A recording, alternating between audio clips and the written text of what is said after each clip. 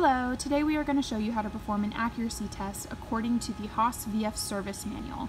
We will be using a Haas VF2DYT to perform this test, as well as a simple indicator. You can get one of these indicators from Grainger or Harbor Freight or any other industrial supplier.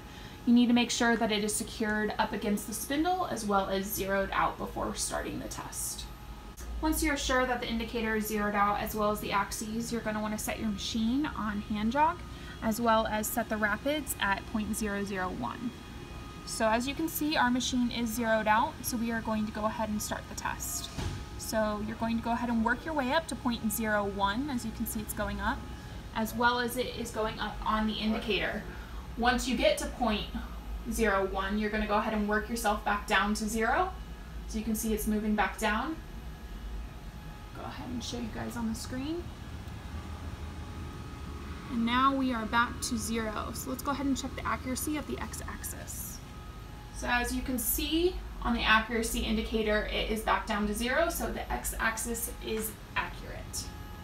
Now we're going to go ahead and move on to the y-axis accuracy test. So I just want to first show you the indicator, how it is set up. It is set up a little bit differently. It's now placed in front of the spindle. So once you're sure that everything is zeroed out, you're good to begin. So as you can see, you go to 0.01 as well. And then once you get back to 0, you're going to go ahead and move over to the screen to check that you are in fact accurate. Last but not least, we're going to show you how to perform the accuracy test on the z-axis. So first I'm going to show you that the indicator is set up differently yet again. So it is right under the spindle head.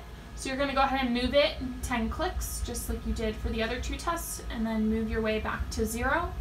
Once you've reached 0, you're going to go ahead and check the screen and confirm that your z-axis is indeed accurate.